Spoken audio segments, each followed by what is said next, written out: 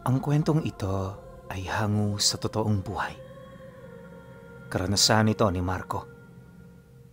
Taong 1967, Minan, Capiz.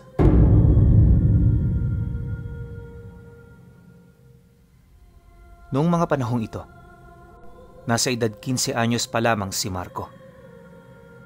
Nakatira sila noon sa lugar ng Tapas at pumupunta lamang sila ng Minan para bumisita sa kanilang mga kapamilya. Madalang lang ito kung mangyari. Ayon sa kanya, madalas na ang 2 beses sa isang buwan. Kadalasan nun, hindi talaga sila nakakabisita dahil sa dami ng kanilang trabaho sa bukid at sa bahay. Sa maniwala man kayo o hindi, sa edad niyang 15, 1 beses pa lamang siya roon nakapunta at nangyari ito noong 2 anyos pa lang siya. Matagal na panahon na, di ba? Kaya yung mukha ng kanilang mga kapamilya, medyo hindi na rin pamilyar sa kanya. Aminado rin siyang ayaw na niya roong pumunta. Gawa ng bukod sa milya-milya ang layo nito sa kanilang baryo, napakaliblib din ang lugar na yon. Kokonti lang din ang naninirahan dito, kaya inaasahan na niyang napakaburyong ng buhay sa tahanan ng kanilang mga kadugo. Sa totoo lang pinuno, hindi na niya inisip pa ang pumunta sa lugar ng mga ito. Ngunit ilang buwan lang ang lumipas matapos ang kanyang kaarawan, nagpasya ang kanyang ama na tumungo sa Minan. Rason nito, kaarawan ng tatay niya. Lolo ni Marco yon. Dagdag pa nito na, matagal na nitong gustong makilala ang panganay niyang anak, kaya naisip nito na yon ang pinakamagandang regalo na maaaring madala sa kanyang ama. Marco, maganda ka ha? Bukas aalis tayo. Huwag mo na munang isipin ang trabaho mo. Bahala na dyan ang iyong mga kapatid. Nang marinig naman niya ang sinabi nito, di niya maiwasang mapatanong, gawa ng sa isip-isip niya, bakit isasama pa siya ng kanyang ama, gayong matagal naman itong lumalakad ng mag-isa. Dagdag pa niya na, madaling mapagod ang kanyang mga paa, kaya magiging pabigat lang siya sa paglalakbay na gagawin nito patungo sa baryo ng kanilang mga kadugo. Ngunit, nang marinig ito ng kanyang ama, napakunot lang naman ang noo nito habang ibinabahagi ang mga dahilan ng kanyang pagsama. Mariin din itong inilahad na kung sasama siya, paniguradong may mga dala silang manok, pabo at pato pagka-uwi nila. Nabanggit din ito na magtatagal lang sila roon ng 3 araw, kaya kung iisipin wala naman ito gaanong problema. Dagdag pa nito na pagkakataon na rin niya ang mga sandaling yon upang makilala ang iilan sa kanilang mga kapamilya. Nang marinig naman ni Marco ang sinabi ng kanyang ama, sa halip na magreklamo pa, nagpasya siyang sumunod na lang. Kahit kasi pagpilitan niya ang kanyang gusto, naniniwala siyang hindi nito mababago ang desisyon ng kanilang padre de pamilya. Sa pagsapit naman ng gabi noong mismong araw, habang naghahapunan sila, formal nang nagpaalam ang kanyang ama. Kagaya ng inaasahan, walang kahit na sino sa kanyang mga kapatid ang umimik. Lahat kasi ito, nakarating na sa lugar ng kanilang mga kadugo, kaya alam na nito ang kanyang madadatnan sa lugar na yon. Dahil sa pangyayari, nanatiling palaisipan para sa kanya ang baryong pupuntahan nila. Kinabukasan, hindi pa man sumisikat ang araw, dahan-dahan na silang naglakad. Sa pagbagtas nila ng daan, hindi naman maipagkakaila ni Marco ang mga ngiti sa kanyang labi. Tuwang-tuwa siya noong mga sandaling yon, gawa ng napakaganda ng lugar na napuntahan nila. Habang tumatagal, mas lalo naman siyang nagkakaroon ng lakas para umusad. Unti-unti na rin niyang nakalimutan ang tungkol sa mga sinasabi ng kanyang mga kapatid, buhat sa ganda ng tanawin na kanyang nasisilayan. Ilang oras pa ang dumaan, malayo na nga sila sa baryo. Wala na rin siyang nakikitang tao sa lugar, kaya sa halip na magdahan-dahan, binilisan na niya ang kanyang lakad. Pagdaan nila ng 2 bundok, diretso nilang tinahak ang maliit na kapatagan. Sa estado ng lugar, Alam niyang isa itong malaking ilang na piling mga tao pa lamang ang nagkakaroon ng pagkakataong makarating at makasilay ng paligid nito. Nang malagpasan na nila ang lugar, dito na nga niya nasilayan ang isang maliit na baryo sa paanan ng bundok. May maliit ding palayan sa lugar at iilang mga taniman ng gulay. Meron din siyang nakitang mga balon, kaya dito niya unti-unting naunawaan ang pamamaraan doon ng hanap buhay. Nang mapansin naman ng kanyang ama ang pagkamangha sa kanyang mga mata, di naman ito maiwasang tapikin siya sa kanyang balikat habang nagsasalita. Sabi ko sa iyo anak isang tagong paraiso ang lugar na ito. Napakaganda, hindi ba? Alam mo, kung bibigyan lang ako ng nanay mo ng pagkakataong lumipat dito ko talaga gustong tumira. Masaya rito at wala ka na ring aalalahanin pagdating sa pera. Nang marinig naman ni Marco ang sinabi nito, tumangulang naman siya hudyat ng pagsang-ayon. Sa edad niyang yun kasi pinuno, aminado siyang hindi niya pa nauunawaan ang mga bagay-bagay. Pagpasok naman nila sa loob ng baryo, dito na sumalubong sa kanila ang kanilang mga kadugo. Ilang minutong nagkakwentuhan, tapos nang magkakilala na sila, agad naman silang tumungo sa bahay ng lolo niya. Sa puntong yon, alam na rin niya ang estado ng buhay nito sa lugar at taliwas ito sa kanyang inaakala. Habang papalapit sa bahay ng lolo niya, nawawala na rin ang kanyang imahinasyon ukol sa magarang bahay na pinagtitirhan nito at kung ano-ano pa. Makalipas pa ang ilang minuto, dito na sila pumasok sa isang lumang kubo na medyo may katandaan na. Lahat ng gamit sa loob, purong mga antigo, tapos yung mismong bahay animoy bubuwal na sa katandaan. Sira-sira na rin ang sahig, tapos nagkalat na kung saan-saan ang mga gamit. Ayon sa mga kadugo nila, dadalawa na lamang ang naninirahan sa kubo. Yung lolo niya, tapos yung pinsan niya na si Gadi na may sakit sa pag-iisip. Kaya nila pinasama si Gadi sa lolo niya dahil ulilang lubos na rin ito. Iniwan niyo ng kanyang mga magulang sa kadahilan ng hindi na nito nakayanang magkaroon ng pasanin sa araw-araw nitong buhay. Nang marinig naman niya ang tungkol dito, bahagya naman siyang napatahimik nang biglang lumabas itong si Gadi. Pagtitigan naman nilang dalawa, hindi niya maiwasang makaramdam ng pandidiri sa kasama ng lolo niya. Si Gadi kasi pinuno, napakadungis talaga. Bukod sa hindi ito naliligo, hindi rin yung nagpapalit ng damit. Amoy luga na rin ito. Tapos yung mukha nito parang isang taong tabon dahil sa saksakan ng pangit. Matapos naman nilang magpang-abot ng tingin, dito na rin niya unti-unting nasilayan ang lolo niya na lumabas mula sa silid kung saan nagmula si Gadi. At kagaya ng pinsan niya, amoy luga na rin ito. Ngunit sa kabila nun pakiramdam niya, parang sinasadya lang nitong magkaroon ng ganoong amoy. Bukod kasi sa malakas pa naman yung pinuno, alam niyang makakaligo pa ito kahit ilang beses kung gugustuhin lang din ito. Subalit, sa hindi malamang dahilan, di ito ginagawa ng matanda. Sa kanila namang pag-uusap, siya ang naging sentro ng lahat.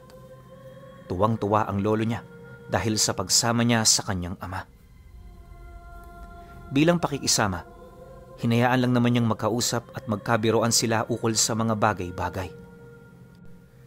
Ngunit nang sabihin ng lolo niya ang kagustuhan nitong patarihin siya sa bahay na yon, nakasama si Gadi, bigla siyang tumutol. Akala niya poprotektahan siya ng tatay niya, pero isa pa ito sa mga nagpayo sa kanya na sumang-ayon na lang sa sinasabi ng lolo niya. Ayon dito, isang malaking karangalan sa kanilang pamilya ang makatira sa bahay ng matanda. Dagdag pa nito na, kung papayag siya, wala nang magiging pagkukulang sa buhay niya. Lahat na magiging kumpleto at ang kahirapang matagal na niyang inaalala, hindi na niya magiging problema. Mariin din itong inilahad. Isa siya sa matagal nang napili ng kanyang lolo para magpatuloy sa henerasyon ng kanilang pamilya na may purong dugo. Sumang-ayon ka na, Apo. Ikaw na lang ang pag-asa ko. Sa ngayon, alam kong hinuhusgahan mo ang mga nakikita ng iyong mga mata. Pero darating ang araw, malalaman mo kung bakit ganito ang ating katayuan. Hindi mahalaga ang kayamanan, sapagkat ang aming iniingatan ay mas higit pa rito. Isang bagay na hindi sa atin makukuha ng walang pahintulot. Nang marinig naman niya ang sinabi ng kanyang lolo, halos aminado pa rin siyang hindi niya pa nauunawaan ang mga bagay na sinasabi nito. Kalaunan, pagkatapos ng kanilang mga naging pag-uusap, dali-dali naman silang tumungo sa bahay ng pamangkin ng kanyang ama. Pansamantala rito na muna sila tumuloy upang maging komportable sa kanilang pamamahinga. Ang kaso lang, nung lumalim na ang gabi, hindi niya magawang makatulog. Papalit-palit lang siya ng pwesto sa higaan, pero ganun pa rin ang nangyayari. Dagdag pa niya na, habang tumatagal siya sa ganoong sitwasyon, unti-unti siyang nakakapansin ng mga bulong na nagsasabi sa kanyang dumungaw sa bintana. Ilang beses itong hindi pinansin ni Marco, ngunit habang tumatagal, parang nagagalit na ang mga bulong na kanyang naririnig. Sumisigaw na rin ito sa kanyang tenga, dahilan para ipagtapat niya ito sa kanyang ama. Nang marinig naman ito ang kanyang sinabi, dali-dali naman itong bumangon, sabay silip sa labas ng bintana. Inutusan din siya nitong takpan ng tenga niya, subalit hindi ito sapat para mawala ang mga bulong. Hindi nagtagal, nang hindi niya makayanan ang ganoong pakiramdam, nagdesisyon siyang sundin ito sa paniniwalang ito ang magiging daan para mawala ang kanyang mga naririnig. Sa pagdungaw niya sa bintana, bigla namang nanlaki ang kanyang mga mata nang may makita siyang isang matandang nakatayo sa kabilang parte ng kalsada kung saan nakatirik ang bahay na tinuluyan nila. Noong una, inakala niyang pangkaraniwan lang ito, pero habang tumatagal dito niya na napapansin ang mga kakaiba sa katawan nito. Kahit napakadilim, kitang-kita niya ang buntot nito, tapos ang braso nitong lumagpas na ng tuhod. Hubot-hubad din ang lolo niya na siya namang naging daan para masipat niya ang mga bakal na animoy ibinugsok sa magkabilaan nitong balikat. Lumuluwa na rin ang namumula nitong mga mata, tapos kahit nakatayo lang ito, walang sawa ito sa pag-angil. Maya-maya pa, nang magsimula na itong maglakad, dito niya napansin ang malaking kadena na hawak-hawak nito. Pag-usad naman ng matanda, pilit niya itong hinihila hanggang sa makita na niyang unti-unti nang lumalabas ang kinakasama nito sa bahay na si Gadi. Ngunit nang makita niya ito, napagtanto niyang malayo na ito sa itsura nito noong unang kita nila. Bukod kasi sa tumaba ang taong yon, may nakapulupot na ring kadena sa leeg nito. Pagapang na rin yun kung maglakad at parang wala na ito sa katinuan. Matapos naman niya itong masilayan, pilit niyang pinagmasdan ang mga susunod pang mangyayari. Hanggang sa naglaho na lamang na parang bula ang lolo niya. Sa pagbalik ng katahimikan sa paligid, naglaho na rin ang bulong na kanyang naririnig. Ang problema, magbabandang 4:00 na noon nung nawala ito. Sa halip na bumalik sa pagkakatulog, minabuti nilang magkape na lang. Kinabukasan pagsikat ng araw, bumalik sila sa bahay ng lolo niya. Ayon kay Marco, kung siya lang noon ang masusunod, hinding-hindi talaga siya roon pupunta. Ang problema, kahit anong gawing pagtutol niya, hindi niya kayang labanan ang utos ng kanyang ama. Dahil sa ganoong sitwasyon, kahit labag sa kanyang loob, napilitan siyang sumunod. Pagpasok naman nila sa kubo, nadatna nila ang dalawa na abalang-abala sa pagkain ng pang-umagahan. Kung titingnan, natural lang naman ang mga nangyayari Pero nung lumapit sila sa hapagkainan, tumambad sa kanila ang mga karneng nagkalat at mga piraso ng damong animoy nakuha nito sa kung saan. Nang masipat naman yon ng kanyang ama, hindi nito maipagkakaila ang matinding pagkagulat sa kanilang mga nakita. Tay, huwag niyong sabihing tama ang hinala ko, ha? Bakit? Akala ko ba nagbago na kayo? Pagkarinig naman ng lolo niya sa sinabi nito, hindi naman ito maiwasang mapahinto sa pagkain habang kalmadong nakasilay sa kanilang dalawa. Mahalaga ito para sa aking apo, anak. Ito lang ang paraan para ako'y sumakabilang buhay. Huwag kang mag-alala.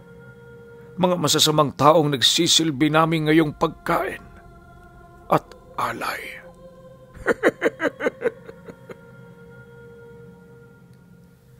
Pagkalahad naman ng matanda ng mga katagang yon, nagpatuloy lamang ito sa pagkain. Sarap na sarap ito at sa estado nito, animoy yon ang kauna-unahang beses na nagsalo itong dalawa habang nilalantakan ang masarap na ulam.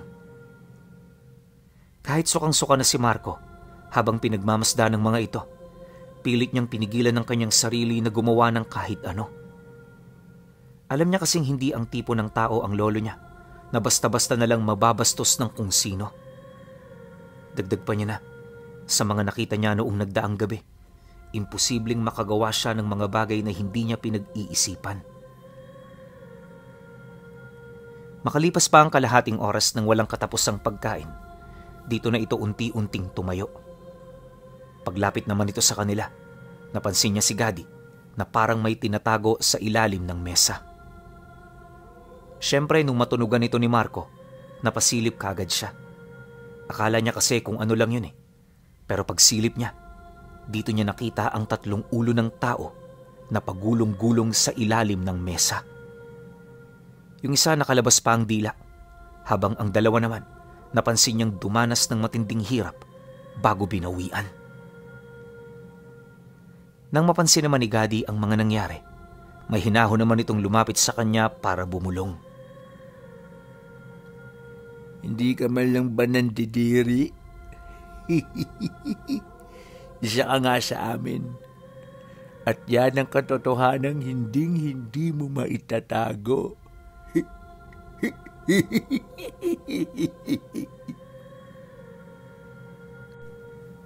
Matapos naman itong makapagwika, agad naman itong umalis. Si Marco naman, naiwang tulalang nakatayo malapit sa kinaroroonan ng kanyang ama. Maya-maya pa, nang bumalik na ang wisyo niya, dito niya narinig ang pag-uusap ng dalawa ukol sa abilidad na siyang mamanahin niya sa kanyang lolo. Ayon dito, kapag tinaglay na niya ito, wala na siyang kakatakutan. Marami na rin ang magmamahal sa kanya at magbibigay ng respeto. Mariin din itong inilahad na hindi na magiging mahirap pa ang gumante sa mga taong mapang-api. Makinig ka, Marco. Sa mundong ito na napapaligiran ng mga mapang-abuso, kailangan mong magkaroon ng kapangyarihan. Kapangyarihang magiging sandigan mo kahit talikuran ka na ng lahat. Ito ang susi sa mga problema mo, Apo. Kaya huwag kang magdalawang isip na tanggapin ang regalo ng impyerno.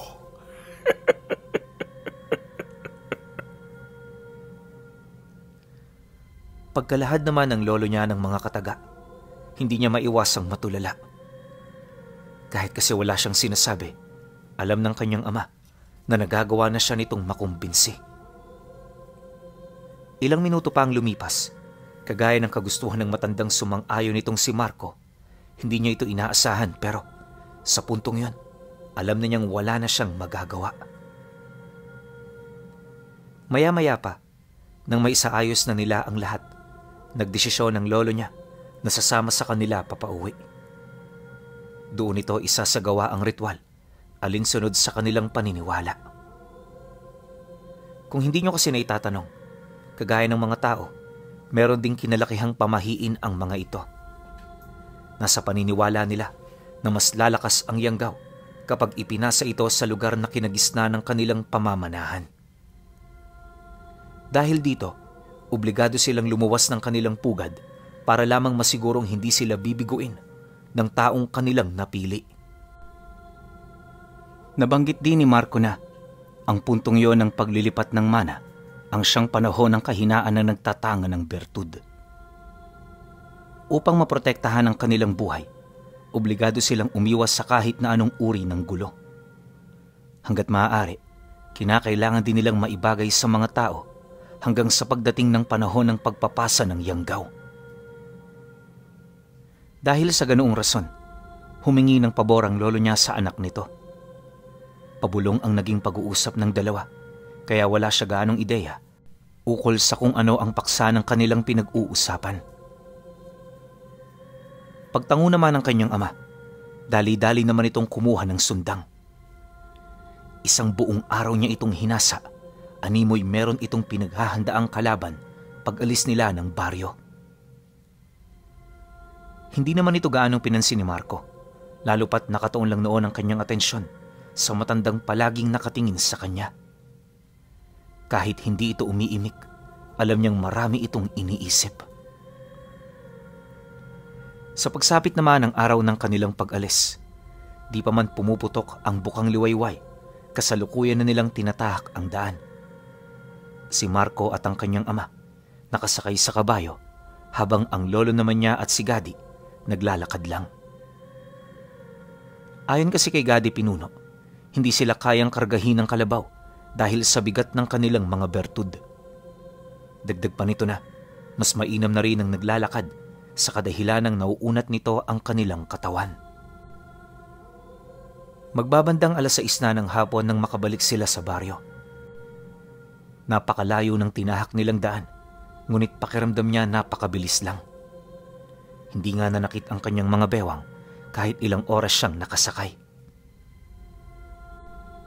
Sa paglipas pa ng mga araw, nagsimula ng paghahanda ng lolo niya at ng pamangkin nito.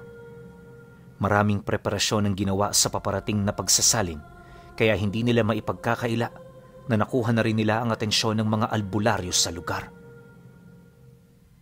Nakakabahala man ang ginagawa nito dahil sa bantog na babaylan doong naninirahan, hindi tumigil ang matanda hanggang sa dumating ang isang araw na binisita na nga sila nito kasama ang 2 albularyo na nagsisilbi nitong disipulo. Pagharap nito sa kanyang ama, nagpumilit na itong pumasok sa loob ng bahay na parabang natunugan na nito ang kanilang plano. Mabuti na lang, magaling gumawa ng dahilan ng kanyang ama, kaya wala ring nagawa ang grupo kundi ang sumunod sa nais nila. Ang problema lang, bago ito umalis, nagpaalala ito na hindi sila nito lulubayan hanggat hindi nagiging malinaw ang kanilang mga kutob at agam-agam. Mariin din itong inilahad, hindi nagkakamali ang kanilang mga kutob, kung kaya't hindi magtatagal, malalaman din nila ang sikreto ng pamilya nila Marco. Nabanggit din ito na matagal na sila nitong kilala, ngunit yon ang kauna-unahang pagkakataon na animoy may milagrong nagaganap sa loob ng kanilang tahanan. Tandaan mo, kahit matagal na kayo rito, hindi ko kayo papakitaan ng awa. Gagawin ko ang nararapat kung sakali mang may mga makikita kaming basehan. Pagkarinig naman ng tatay niya sa sinabi ng matanda, tahimik lang naman itong tumango. Pagtalikod ng matanda, nanatili naman itong nakatayo hanggang sa makapasok na ang grupo sa eskinita kung saan ito nakatira. Matapos ang mga pangyayari, agad naman yung inilahad ng kanyang ama sa lolo niya. Takot na takot itong nagsasalita na parabang wala itong bilib sa kakayahan ng ama nito. Ngunit nang marinig naman yon ng matanda, tila bang hindi ito natinag. Pagmamayabang pa nito na kahit sa ganun niyang estado, walang kahit na sinong babaylan ang may kakayahang pabagsakin siya. Pagkarinig naman nila sa sinabi ng matanda, agad naman silang nakaramdam ng kapanatagan. Ilang minuto pa ang lumipas, parang bulang naglaho ang mga pangyayaring nagdulot ng alalahanin sa kanilang padre de pamilya. Inakala nilang masasandigan nila ang mga katagang binitawan nito, ngunit ang hindi nila alam, isa yung pagkakamali dahil makalipas lang ang 6 na araw, muling bumalik ang babaylan sa kanilang tahanan. Pero sa pagkakataong yon, armado na ito ng mga sundang, tapos may mga karga na itong nakasabit sa kanilang mga leeg. Habang pinipigilan ito ng kanyang ama, hindi nito maiwasang mamisikal hanggang sa nagawa na nilang mapasok ang bakura ng bahay. Pagtutok nila ng kanilang mga armas sa kinabagsakan nito, unti-unti na nga itong nawala ng ganang tumayo hanggang sa doon na niya narinig ang mga sinasabi ng babaylang albularyo. Anong akala mo sa amin?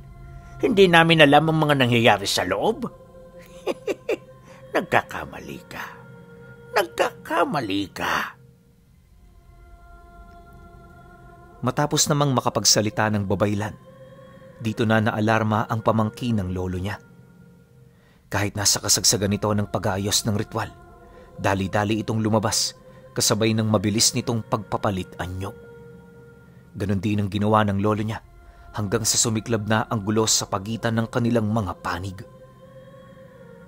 Habang pinagmamasdan naman niya ang mga nangyayari, nanatili naman siyang nakaantabay sa simbolong nilikha ng matanda. Kabilin-bilinan kasi nito sa kanya na kunin ang anumang bagay na hahango mula rito dahil yun na ang bertud na kanyang pinakaasam-asam. Dahil sa alaalang yun, aminado si Marco na minsang hinangad din niya na makuha ang bertud ng kanyang lolo. Ngunit habang tumatagal ang kanyang pagsilay sa mga nangyayari, unti-unti naman siyang nakukumbinsi na hindi yun ang pinakamataas na kapangyarihan na maaari niyang matangan. Di rin niya maiwasang mapahanga sa kakayahan ng babaylan, lalo pat nasaksihan niya kung papaano nito pangibabawan ang kapangyarihan ng dalawa. Dahil sa ganoong pangyayari, unti-unti namang nalalayo ang kanyang pansin sa ritual na ilang araw din nilang pinaghirapang gawin. Makalipas pa ang ilang minuto, meron na nga siyang nasilayang bato na unti-unting umaahon mula sa gitna ng ritual na ginawa ng kanyang lolo.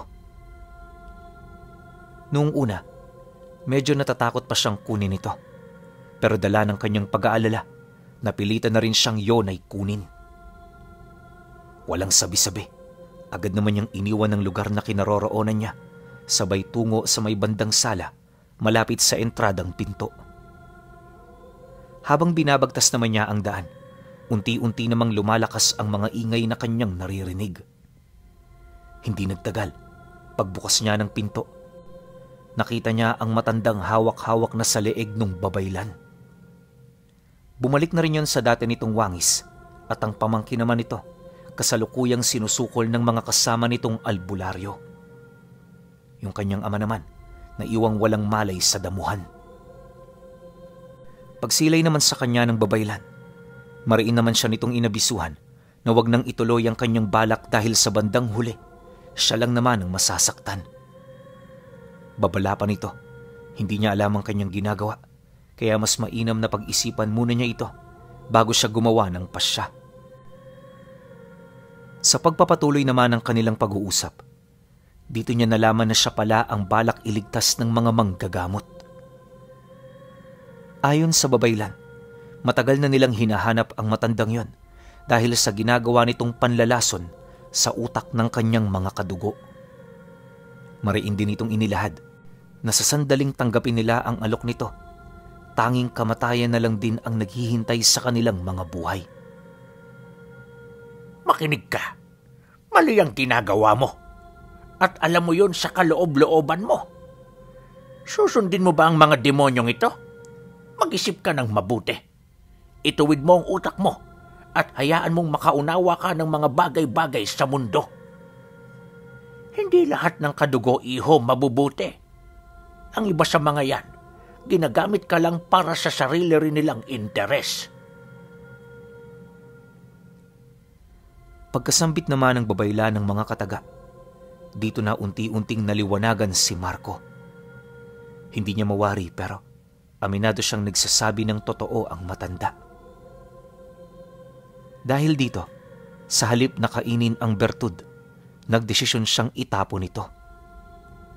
Nang maramdaman naman ito ng kanyang lolo, dito na ito humigop ng lakas para kalabanin silang lahat. Sa hindi inaasahang pagkakataon, bigla na lamang itong nagwala habang pilit na nagpapalit anyo. Ganon din ang ginawa ni Gadi, dahilan para magpasya na ang mga albularyo na tuluyan na ang mga ito. Walang sabi-sabi, taimtim namang nagsambit ng mga dasalang babaylan hanggang sa makapaglikha na ito ng espiritual na sandata na bigla na lamang nagpakita sa langit kung saan ito banda nakatayo. Nagliliwanag na parang ginto ang sibat, dahilan para maagaw nito pansamantala ang atensyon ng lolo niya. Matapos naman itong masilayan ng matanda, lahat ng naipon nitong lakas, unti-unti na ring nawala dahil sa matinding takot at pagkasindak. Bago bitawan ng babayla ng sibat ni Atardar, mariin itong inilahad sa lolo niya at sa lahat ng mga nilalang na nakikinig na wala itong tsansang matalo siya. Dagdag pa nito na, anumang kapangyarihan ang nagmumula sa kaliwa, kusang humihina sa harapan ng taong may malakas na pananampalataya. Pagkasambit naman ito ng mga kataga, mula bunganga hanggang tumbong, tumagos ang sibat ni Atardar. Sa kasagsagan ng pagpasok nito sa katawan ng kanyang lolo, kitang-kita niya na parabang hindi ito nagpupumiglas. Maya-maya pa, nakita niyang wala na itong buhay. Nang mapansin naman ito ng pamangkin ng matanda, pilit naman itong nilalabanan ang mga sumusukol sa kanya, ngunit kagaya ng kanyang Panginoon, namatay din siya sa kamay ng mga ito. Matapos ang mga pangyayari, binalot ng katahimikan ang buong paligid. Bago umalis ang grupo ng babaylan kasama ang labi ng kanyang lolo at tiyuhin, sinigurado nitong may lapat ng kanilang orasyon ang katawan ng kanyang ama. Masinsinan din siya nitong kinausap upang masigurong maliliwanagan siya sa mga nangyari. Pagkatapos nito, masayang umalis ang grupo. Si Marco naman, nanatiling nakatayo sa harapan ng bahay nila, na animoy hindi pa rin makapaniwala. Pero alam niyo, Pinuno, na sa puntong yon, wala siyang naramdamang galit o hindi naman kaya'y paghihigante. Lahat ng mga nangyari, natanggap na lang niya bigla sa kadahilan ng alam niyang nasa panig sila ng mali at masama.